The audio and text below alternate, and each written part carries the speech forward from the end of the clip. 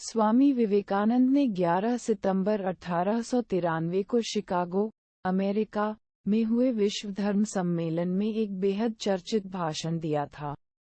विवेकानंद का जब भी जिक्र आता है उनके इस भाषण की चर्चा जरूर होती है। पढ़े विवेकानंद का यह भाषण। अमेरिका के बहनों और भाइयों, आपके इस स्नेहपूर्ण और जोरदार स्वागत से मेरा हृदय अपार हर्ष से भर गया है।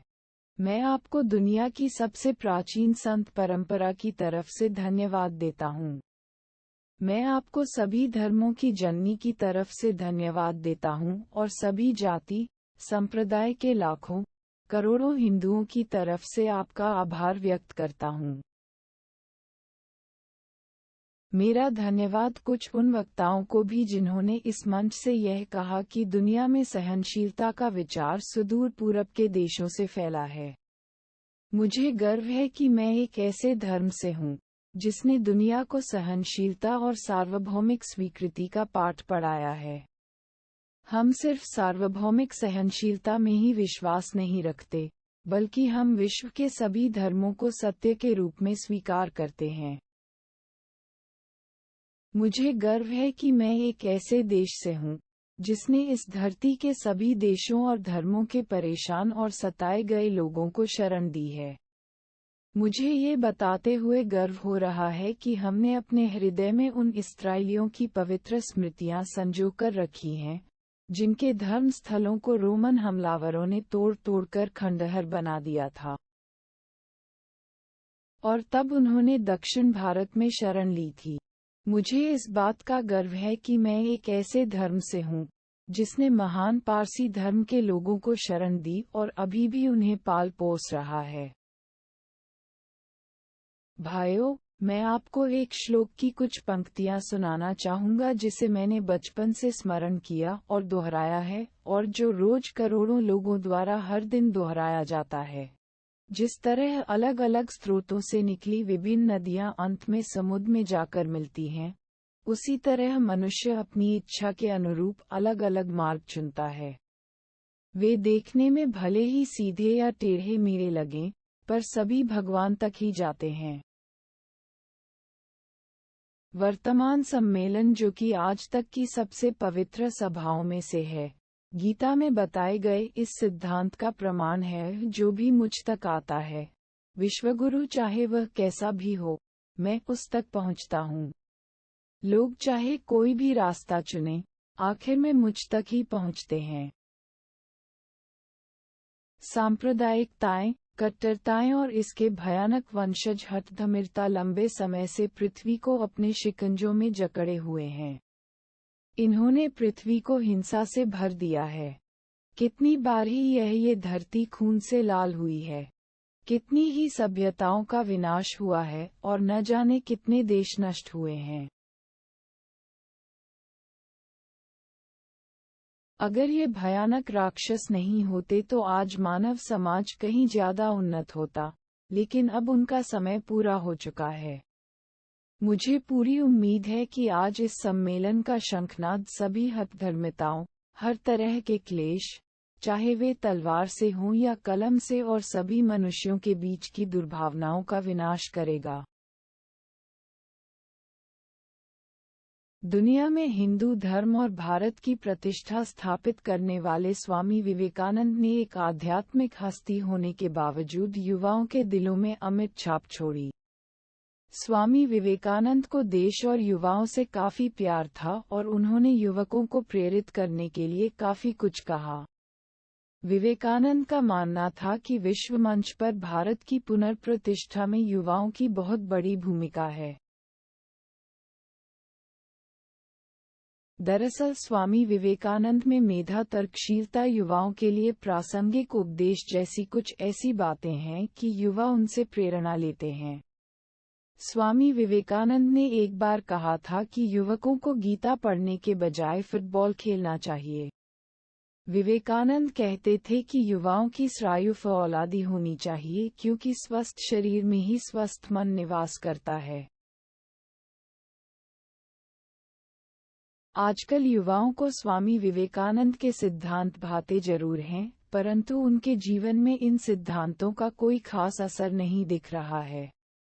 स्वामी विवेकानंद का जन्म कोलकाता में विश्वनाथ दत्ता के कुलीन परिवार में 1863 को हुआ था।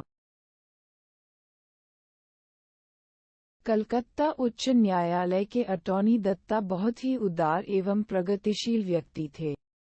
विवेकानंद की मां भुवनेश्वरी देवी धार्मिक विचारों वाली महिला थीं। स्वामी विवेकानंद का बचपन का नाम नरेंद्रनाथ था और उन पर अपने पिता के तर्कसंगत विचारों तथा मां की धार्मिक प्रवृत्ति का असर था। विवेकानंद पढ़ाई लिखाई में बहुत तेज थे।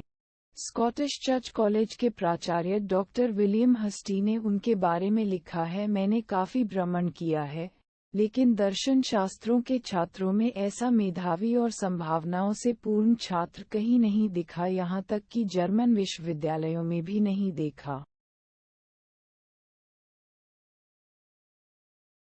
स्वामी विवेकानंद ने धर्मग्रंथों के अलावा विविध साहित्यों का भी गहन अध्ययन किया। वह ब्रह्म समाज से जुड़े, लेकिन वहां उनका मन नहीं रमा।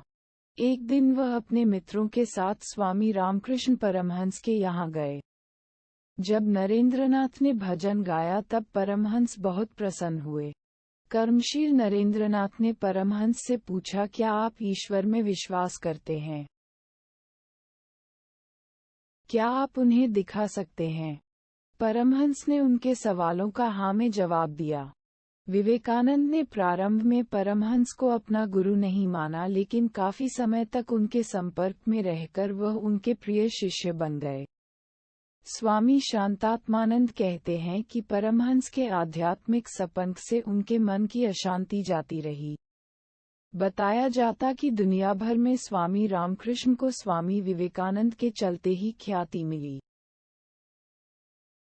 वर्ष 1893 में विश्व धर्म संसद में उनके ओजपूर्ण भाषण से ही विश्व मंच पर न केवल हिंदू धर्म बल्कि भारत की भी प्रतिष्ठा स्थापित हुई। 11 सितंबर 1893 को इस संसद में जब उन्होंने अपना संबोधन अमेरिका के भाइयों और बहनों से प्रारंभ किया, तब काफी देर तक तालियों की गड़गड़ाहट होती रही। उनके तर्कपूर्ण भाषण से लोग अभिभूत हो गए। एक घटना विशेष रूप से उल्लेखनीय है। एक दिन एक अंग्रेज मित्र तथा कुमूलक के साथ वे किसी मैदान में टहल रहे थे। उसी समय एक पागल सांड तेजी से उनकी ओर बढ़ने लगा। अंग्रेज अपनी जान बचाने को जल्दी से भागकर पहाड़ी के दूसरी छोर पर जा खड़े हुए। स्वामी जी ने ये सब देखा और उन्हें सहायता पहुंचाने का कोई और उपाय न देखकर वे सांड के सामने खड़े हो गए और सोचने लगे, अंता ही पहुंचा विश्वगुरु। बाद में उन्होंने बताया था कि उस समय उनका मन हिसाब करने में लगा हुआ था कि सांड उन्हें कितनी दूर फेंकेगा, परंतु कुछ कदम बढ़ने के बाद ही वह ठहर गया और अचानक ही अपना सिर उठाकर पीछे हटने लगा।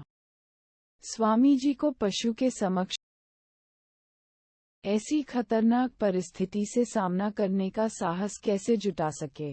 स्वामी जी ने पत्थर के 2 टुकड़े उठाकर उन्हें आपस में टकराते हुए कहा कि खतरे और मृत्यु के समक्ष वे अपने को चकमक पत्थर के समान सबल महसूस करते।